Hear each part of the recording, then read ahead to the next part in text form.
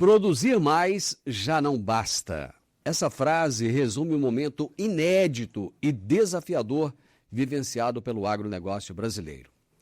Se por um lado o setor segue batendo recordes de produtividade e sustentando a balança comercial do país, por outro lado cresce em ritmo preocupante o número de produtores e agroindústrias, enfrentando estrangulamento financeiro, juros elevados, queda na margem das commodities e a necessidade urgente de reorganizar as suas dívidas. Nesse cenário de aparente contradição, o direito empresarial deixa de ser um socorro de última hora e ele passa a integrar o planejamento estratégico no campo. A reestruturação de passivos, a recuperação extrajudicial e a recuperação judicial ganham espaço, não como um sinal de fracasso, mas como ferramentas vitais de preservação da atividade econômica e da estabilidade de toda a cadeia produtiva. Para entender como gerir esses riscos e salvar empresas viáveis, vamos conversar hoje com Felipe Denk, advogado especialista em direito empresarial, com vasta atuação em reestruturação de empresas, recuperação de negócios e negociação estratégica de passivos no agronegócio. Felipe, seja muito bem-vindo. Prazer te receber aqui. Prazer é todo meu, Divino. É uma satisfação estar no podcast da Agro e Prosa. Felipe, o que explica esse paradoxo que eu acabei de falar?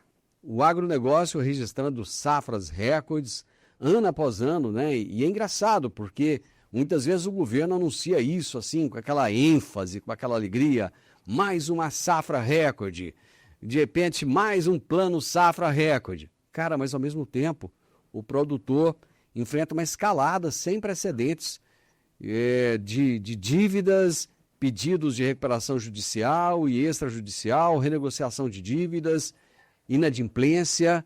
Explica pra gente, Felipe. Divino, perfeito. Quando você fala em paradoxo, de um lado você tem a super safra, safra após safra, recorde de safra, plano safra, né? O governo anunciando cada vez mais recursos destinados ao agro. Por outro lado, quem convive, quem está vivendo, como eu, que atua em diversos processos de restauração do produtor rural, nós verificamos que a gente está vivendo o que nós chamamos de tempestade perfeita. O que seria, né, essa tempestade perfeita? Em que pese nós estamos, de um lado, né, a super safra, neste momento, na verdade, causa o quê? Queda do preço dos principais insumos, das principais commodities, né? Feijão, arroz, milho, e isso acaba provocando o quê? Uma redução da capacidade de geração de caixa. Hoje, né, tentando falar de uma maneira bem didática, o produtor rural está com um alto custo de produção, então hoje para se produzir ele tem uma despesa muito maior do que de anos anteriores, e com a queda do preço dos grãos, da arroba do boi, isso faz com que a margem dele reduza, ou seja, o lucro dele reduza, o que dificulta e muito a operacionalização, né, e a atividade rural, e é por isso que nós temos visto aí, nos últimos anos, uma dificuldade muito grande financeira por parte dos produtores rurais. Você sabe que esse assunto, Felipe, ele meio que virou tabu. Parece que as pessoas nem gostam tanto de falar nele assim mais, né? Eu já entrevistei diversos advogados aqui, diversos profissionais, falando sobre o tema. Cada vez a gente busca trazer uma temática diferente para entender mais profundamente o caso, mas parece que é um assunto que causa assim até um certo desconforto. Em que momento exato a contratação de novos financiamentos para cobrir passivos deixa de ser apenas uma solução de caixa e passa a ser o gatilho definitivo da insolvência? O que, na verdade, muitas vezes o profissional, né, ou o próprio produtor rural, o que eles querem? Evitar um pedido de recuperação judicial, evitar a recuperação extrajudicial ou judicializar a revisão do contrato porque não está conseguindo honrar com esse compromisso. Então, a partir do momento em que você precisa tomar um novo recurso a uma taxa de juros ainda maior, porque nós estamos vivendo aí anos de alta de taxa de Selic, que é parâmetro para os financiamentos dos juros que serão remunerados, né, nesses financiamentos. Então, substituir uma dívida por uma outra dívida, né, sendo que você já não tem condições de pagar a dívida anterior, você está postergando um problema. A não ser que tenha um aumento do seu faturamento significativo, não faz sentido você substituir uma dívida apenas prorrogando dívidas, tomando novos recursos a uns juros ainda maiores. Agora, se fosse o contrário, se a gente estivesse vendo um movimento de queda da taxa de juros, aí ok, você está substituindo uma dívida cara por uma dívida mais barata. E o que, na verdade, a gente tem visto nos últimos 3 anos é os produtores rurais substituindo dívidas que estavam baratas na época anterior, que foi da época que estava contratado, mas já está em dificuldade para pagar, por dívidas cada vez mais caras, juros cada vez mais caros. Há que se ter uma preocupação muito grande ao renegociar contratos, porque realmente, com os juros estratosféricos que o país está passando hoje, eu imagino que a tendência seja de baixar, né? É impossível os juros aumentarem além do que estão hoje. Impossível não, porque nesse Brasil nada é impossível, né? Sempre há possibilidades de piorar. Mas quais são os principais sinais invisíveis? Eu imagino que haja sinais invisíveis de deterioração financeira que o produtor rural ignora antes de buscar um auxílio jurídico e um auxílio financeiro especializado. O que ele vai tentando fazer ali e tal, sem buscar uma ajuda profissional? O primeiro indicativo, é como você bem antecipou, Divino, é o próprio fato do produtor rural precisar buscar uma solução financeira para pagar a solução financeira anterior. Uma coisa é você buscar uma nova linha de financiamento visando maximizar a produção, a aquisição de novas áreas para aumentar a sua capacidade de produção. Agora, a partir do momento que você procura um empréstimo para quitar o empréstimo anterior, né, porque você não tem capacidade de pagamento no curto prazo, o que é esse pagamento no curto prazo? Hoje, o que você gera de receita não é suficiente para pagar suas dívidas recentes, né? Então, isso já é um grande indicativo. Qual que é o outro indicativo? Você está tendo dificuldade de pagar os seus arrendos, de pagar os seus funcionários, dificuldade de comprar insumo para as próximas safras ou para a sua safrinha. Então, esses são fenômenos que indicam que há uma necessidade urgente de se buscar profissionais especializados, tanto no âmbito jurídico quanto no âmbito contábil, financeiro, para que você entenda melhor o seu negócio, para que você possa, de fato, até pode buscar um novo linha de financiamento, mas seja feita de forma assessorada, né, com certeza daquilo que é o melhor caminho. Falando de recuperação judicial, esse é um tema que ainda carrega um estigma muito forte, porque ele está muito associado a uma palavra que o produtor não gosta, que é calote. Porque lá no passado, o produtor foi muito estigmatizado com isso, né? Falava-se muito que o produtor era caloteiro, não gostava de pagar conta. A gente sabe que isso não é verdade, muito pelo contrário. Eu costumo dizer que o bem mais precioso que o produtor tem, além da família dele, é o nome. Porque o produtor que não tem um nome limpo, ele não tem condições de continuar na atividade. É quase que impossível ficar numa atividade dessas, onde você não tem controle e você tenha que cobrir os custos, que são caríssimos, com dinheiro próprio. Então, ainda existe esse grande estigma. Como desmistificar essa tese de que reestruturar o passivo significa dar calote no mercado? Perfeito, Divino. Por muitos anos, de fato, a recuperação judicial era conhecida como calote legalizado, ou seja, você procurava justiça para se dar um calote. E, na verdade, não é. A recuperação judicial é uma ferramenta, nós chamamos muitas vezes, comparando com a área da saúde, é um remédio que pode ser utilizado por aquele empresário ou produtor rural que está numa dificuldade financeira momentânea, mas o seu negócio é viável para poder reestruturar o seu passivo. A recuperação judicial, ela é uma ferramenta jurídica que ela é utilizada na maioria dos países capitalistas, ou seja, não é uma ferramenta legal utilizada apenas no Brasil, nos Estados Unidos, nos grandes países da União Europeia, no mercado asiático. Todos esses países possuem ferramentas de recuperação judicial. Então, na verdade, é uma benesse, é um benefício que a lei concede para aquele empresário que está sofrendo uma dificuldade econômica e financeira poder reestruturar, poder renegociar o seu passivo, poder se reestruturar a sua operação, fazer a sua reestruturação societária e não é um calote legalizado. Até porque, Divino, o objetivo da recuperação judicial é pagar as suas dívidas e não pagar. Calote seria não pagamento da dívida, que seria a falência, né? A falência, ela seria uma ferramenta para ser utilizada em uma última instância, a partir do momento que você tem um negócio que não é mais viável economicamente. É uma empresa, um produtor rural que não consegue pagar os seus impostos, não consegue gerar emprego, não consegue pagar e manter a sua operação em funcionamento. Então, isso seria a hipótese de falência, que seria, aí, de fato, um calote legalizado.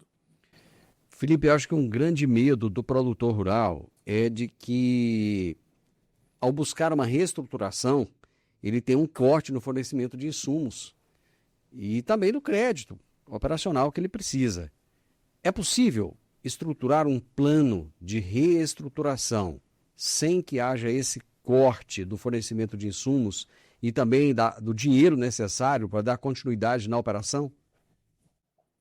Sim, Divino, é possível. E o que o produtor rural que vai nos ouvir, que está nos assistindo, tem que ter em mente, primeiro, a rescisão do crédito não é por conta da recuperação judicial, mas por conta da inadimplência. O que nós temos visto no mercado, e estamos vendo cada vez com mais frequência, é as pessoas que são contra a recuperação judicial, principalmente as instituições financeiras, atacarem o remédio e não a causa. A causa é a inadimplência. A inadimplência gera uma rescisão de crédito, a inadimplência gera uma rescisão do fornecimento.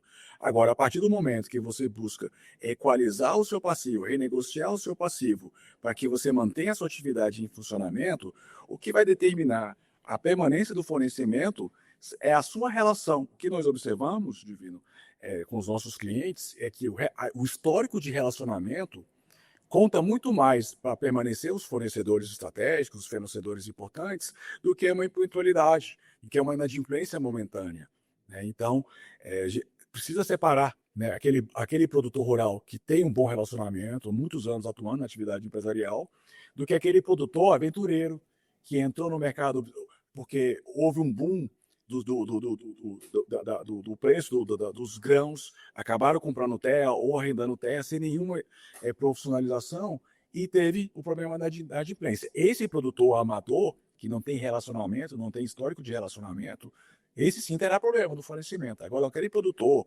tradicional, que desenvolve relacionamento há vários anos com diversas revendas, com certeza esse não terá problema no fornecimento, tá? Então a recuperação não vai ser o problema para esse produtor rural. Vamos falar de um tema sensível agora, que é alienação fiduciária. A alienação fiduciária sobre os grãos e terras, ela se tornou assim quase que um nó cego do setor.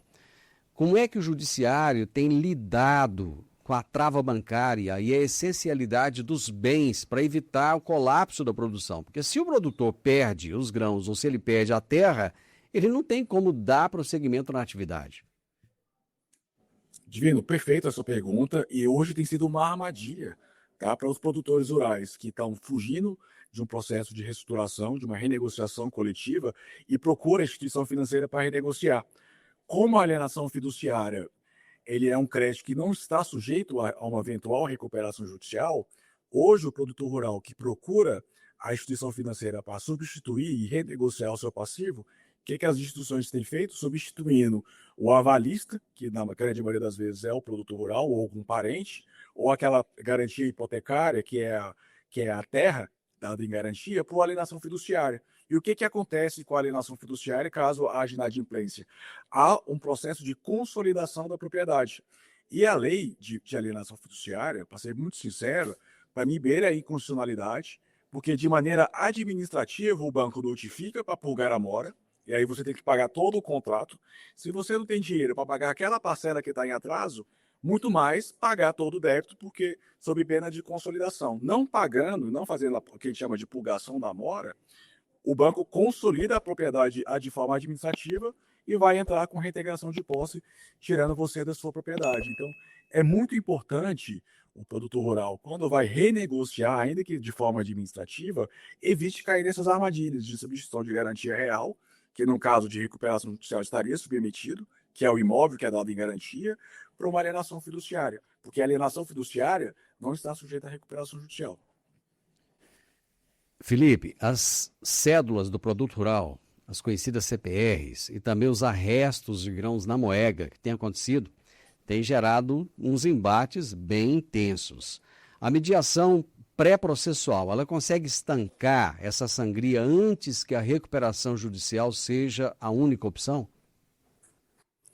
Diminuiu de fato a CPR, né? Hoje, boa parte do fomento das atividades rurais são lastreadas em CPRs físicas. Então, para aquele que está nos ouvindo e não sabe o que é CPR, é a cédula de produto rural, onde o credor ele vai fornecer o insumo em troca do pagamento em grão.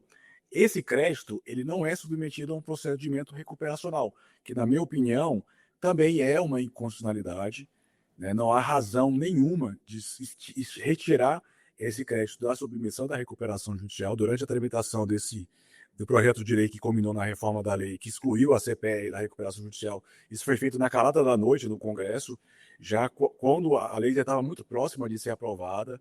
O governo anterior tentou vetar a exclusão dessa CPR, mas infelizmente o Congresso Nacional derrubou o veto presidencial, então de fato excluiu a CPR.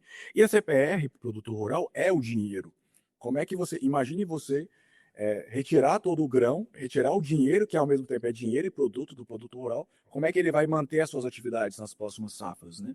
Então, hoje, existe uma tutela cautelar, uma medida antecipatória para tentar impedir o arresto desses grãos, para que você utilize esse recurso para pagamento dos seus compromissos do curto prazo, né? Para pagamento dos seus credores, pagamento dos seus trabalhadores, para evitar essa tentativa de arresto, tá? A gente costuma brincar dizendo que a Faria Lima veio para o agronegócio, né? Então, saiu lá do centro de São Paulo, lá do asfalto, e veio para o campo. Então, nós tivemos a entrada dos fiagros, dos CRAs, e isso trouxe, de certa forma, uma pulverização do crédito do agro, que antigamente ficava restrita a pouquíssimos bancos. Teve uma época que era restrita a um banco apenas. Como renegociar, Felipe, passivos com fundos de investimento e o mercado de capitais? Porque eles possuem regras muito mais rígidas do que esses bancos tradicionais. Perfeito. Por muitos anos, como o Divino bem mencionou, basicamente o produtor rural dependia exclusivamente de financiamentos bancários, e da grande maioria das vezes financiamentos de bancos públicos, né?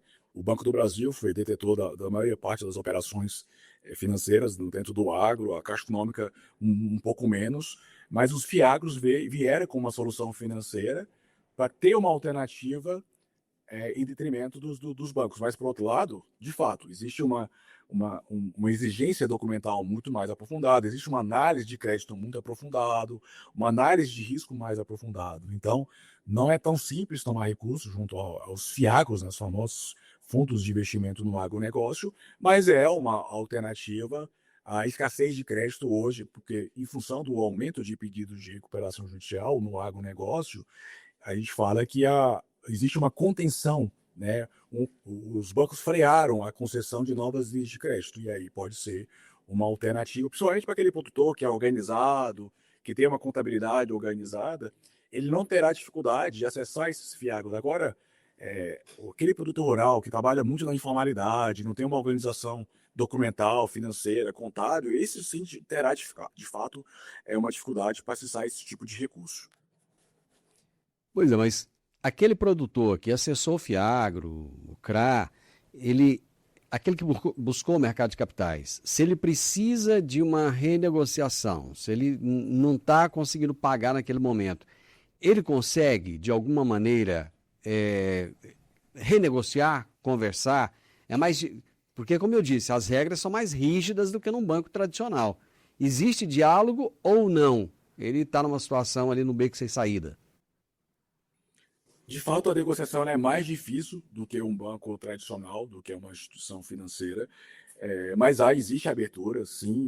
Os fiagros estão sentindo a dificuldade do produtor rural, que tem vivido aí índice de inadimplência muito alto, né? Saiu uma notícia recentemente de mais de 8% dos produtores rurais no Brasil têm dívidas com vencimento inferior a 180 dias. Isso é um número muito expressivo quando você fala de um universo de 11 milhões de produtores rurais. Então, existe uma flexibilidade de negociação, dependendo da garantia que foi dada, porque o que vai definir se é possível submeter um crédito a uma reestruturação, uma renegociação, é de fato as garantias que foram dadas na operação, e aí, dependendo da garantia, aquele crédito do fiado pode ser submetido a uma eventual recuperação extrajudicial ou judicial. Então, além da possibilidade de negociação diretamente com o fundo, que é mais difícil do que de uma instituição financeira, existe a possibilidade de submissão daquela dívida dentro desses mecanismos de reestruturação coletiva que a gente chama.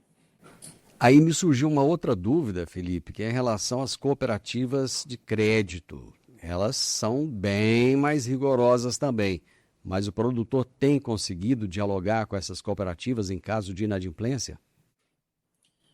Divino, num primeiro momento, quando começou o problema da inadimplência no agro, a gente percebeu que as cooperativas estavam muito rígidas quanto às negociações. Tá? O que se observou? Hoje existe uma discussão jurídica se o ato cooperado, ou seja, aquele crédito concedido pela cooperativa para o seu cooperado, estaria submetido a uma recuperação extra ou judicial.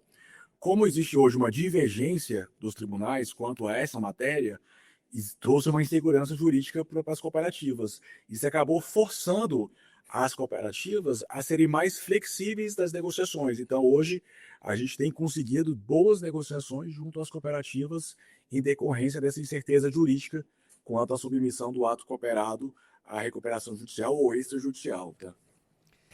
Você colocou um ponto lá atrás, que até eu gostaria de voltar nele, quando você falou de tempestade perfeita, né? Que é algo assim terrível. Então vamos pegar aí, estamos com uma Selic altíssima, estamos com oscilações climáticas. Esse ano, por exemplo, não se fala de outra coisa a não ser de um El Niño terrível que virá. Nós vimos agora chuvas em Ribeirão Preto como não se via há muito tempo, inclusive com percas lá de lavouras, de produtividade em diversas culturas. Nós temos visto falta de chuva, nós tivemos percas aqui no sudoeste goiano, por exemplo, em torno de 35% do milho que o produtor não conseguiu colher. E ainda tem o excesso de dívidas contratadas. Felipe, o produtor vai conseguir sair dessa?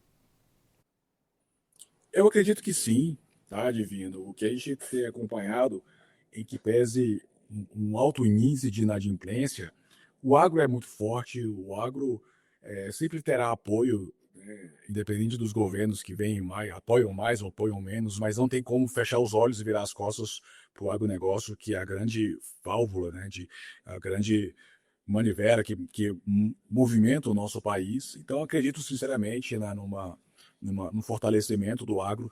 As crises, na minha opinião, vêm para tirar do mercado profissionais desorganizados e amadores, e aquele forte vai permanecer no mercado.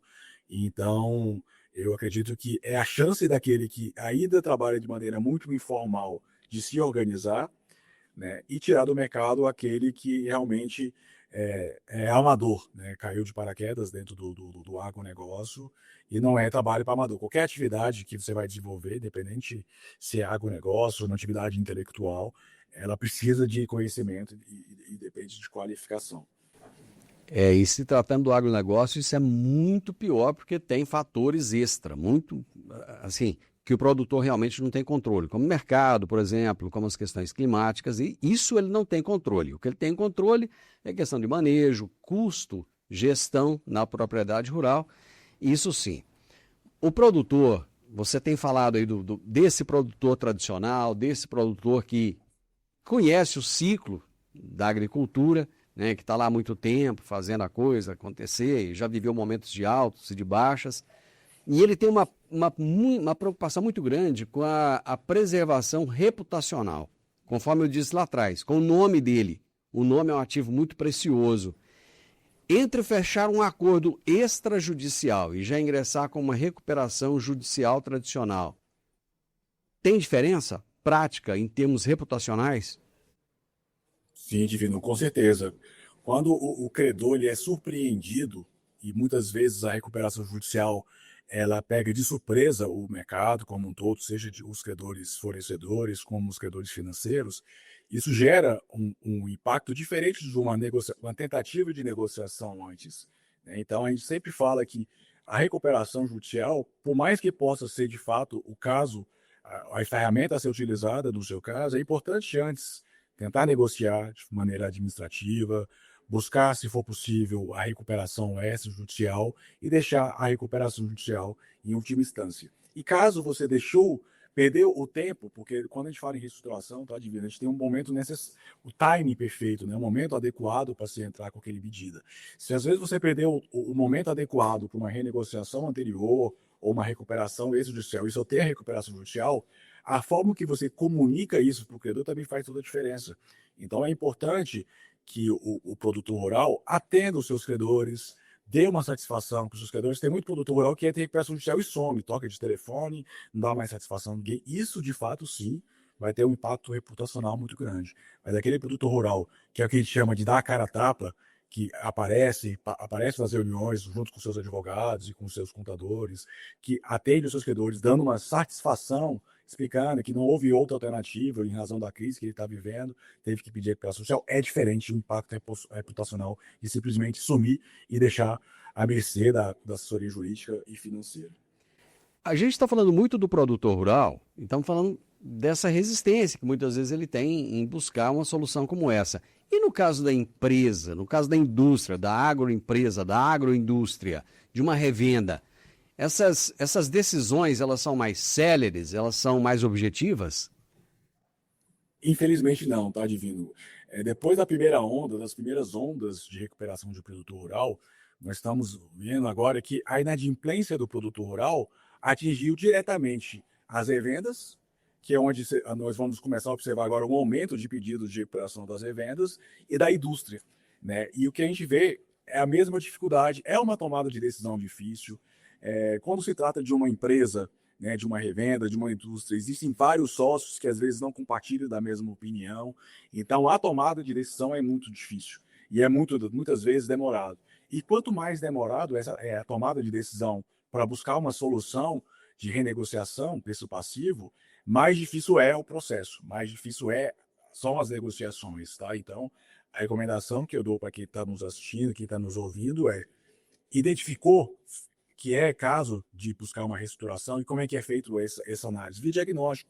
Tá? Os profissionais que têm experiência na área fazem um diagnóstico, como o médico faz, para recomendar um tratamento para o paciente, faz o diagnóstico e recomenda. Depois que é feito esse diagnóstico, a decisão precisa ser tomada, porque mais importante do que o nome que você tem a zelar é você manter a sobrevivência do seu negócio. Não adianta você tentar manter o seu nome e você transformar o seu negócio, que tinha tudo para ser recuperado, poderia ser recuperável, se tornar num caso de falência, de encerramento de suas atividades. Como é que faz para alinhar interesses conflitantes entre credores financeiros, multinacionais de insumos, cooperativas, prestadores de serviços durante uma repactuação global de dívidas? Divina, essa pergunta é perfeita, porque é o seguinte, quando você vai fazer a negociação fora de um ambiente de recuperação coletiva, que é a extrajudicial e a judicial, você tem que negociar individualmente com cada um desses credores. Então você está tendo que compor interesses dos fornecedores, dos bancos, dos funcionários, dos parceiros. E a partir do momento que você traz essa negociação para um ambiente coletivo, você não precisa mais da aprovação de 100%, ou seja, de cada um dos seus credores. A lei permite mais da metade dos credores para você aprovar um plano Sancheza de recuperação extrajudicial e judicial. Então, quando as negociações individuais não é mais possível compor com todos os seus credores, aí de fato se mostra mais um motivo para você perceber que o caminho é a recuperação extrajudicial ou a judicial. Porque individualmente falando, em alguns cenários, é impossível acomodar todos esses interesses.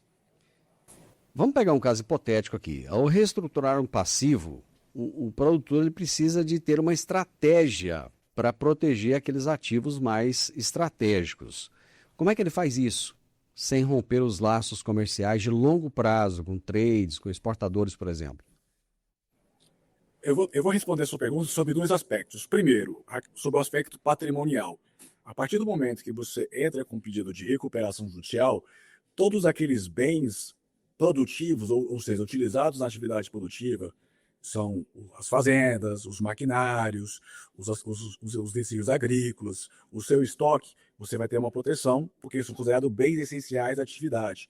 Então, você vai ter um período de uma blindagem, um prazo de blindagem, de proteção, onde você vai poder negociar com seus credores sem que esses credores tomem aquele seu patrimônio, tomem aquele seu maquinário, penhorem dinheiro em conta. Tá? Então, essa é a primeira proteção que você precisa e você tem dentro de uma estruturação. Agora, quanto à questão da manutenção do fornecimento estratégico, do banco que você precisa de dinheiro, muitas vezes na recuperação judicial para manter a sua atividade, isso é feito dentro das negociações. É possível você criar uma classificação dentro da recuperação judicial, onde você traz uma proteção maior e você preserva esses fornecedores parceiros e os bancos parceiros, instituições parceiras. De qual forma? Dando um tratamento melhor para eles do que aqueles credores não apoiadores. Tá? Então, você pode propor pagamento sem desconto da dívida, no pagamento num prazo mais curto, muitas vezes sem carência, para acomodar esses interesses, tendo em vista que só precisa da aprovação de mais da metade dos credores e não de todos os seus credores. O produtor rural, Felipe, ele tem o agrônomo de confiança dele. Ele tem a empresa de consultoria de confiança, ele tem o técnico de confiança. Só que hoje a impressão que eu tenho é que ele tem que ter o advogado de confiança também. Aquele advogado que entenda do assunto agro. Não pode ser um advogado generalista. Qual é a importância dele ter esse profissional ao seu lado em todos os momentos, e não apenas no momento em que a situação financeira complica? A estrutura de hoje para você operar uma atividade rural está cada vez mais sofisticada. Então, cada vez que você vai ao banco e você tem aqueles contratos, né, com várias páginas, né, você muitas vezes assina sem ler. Isso demonstra a importância, cada vez mais sofisticado, mais complexo é uma atividade, mais importante é a atuação do advogado, né, do profissional, não só como um engenheiro agrônomo, como agrônomo, como contador. O advogado foi muito visto por muitos anos de vida como um custo. Né? E a gente só é procurado, assim como o médico é procurado, não para fazer o preventivo, mas para resolver o problema que já está instalado. Né? Então, assinaturas de contratos de arrendo com cláusulas abusivas. Então, toda a relação jurídica, ou seja, a relação do produtor rural com uma outra pessoa, é importante esse assessoramento jurídico, né? Para você evitar essa situação. Muitos produtores rurais hoje que estão pedindo recuperação judicial, se eles tivessem sido assessorados por advogados e contadores com experiência, talvez não teriam fazendo uso da recuperação judicial, ou teria evitado a recuperação judicial. Felipe, vamos torcer para o negócio melhorar, né? Torcer para o juro cair, torcer para a commodity valorizar um pouco mais. Lógico, torcida é torcida, né? Mas temos que fazer a nossa parte. O produtor já faz a parte dele, quer plantar bem, quer cuidar, quer manejar. Mas tem hora que eu te falo uma coisa, parece que a tal da tempestade perfeita não ajuda. Meu amigo, obrigado, adorei suas considerações, foram muito importantes para a minha audiência. Obrigado, viu? Obrigado, Divino, conte sempre comigo e estou sempre à disposição e parabéns pelo Agro e Prosa, que sempre leva conhecimento de qualidade para todos os seus interlocutores. Muito obrigado. Eu conversei com o Felipe Deck, que é advogado especialista em direito empresarial, e o tema foi reestruturação empresarial no agronegócio. O Felipe deixou bem claro, o agro não é para qualquer pessoa, não é para aventureiro. O agro é para quem tem conhecimento, é para quem entra e sabe que está entrando num negócio que ele muitas vezes não tem controle daquilo que vai acontecer daí para frente. Se você gostou da prosa, deixe um gostei, deixe comentários, compartilhe com várias pessoas e se inscreva no nosso canal. Um grande abraço para todos vocês e até a nossa próxima prosa. Tchau, tchau.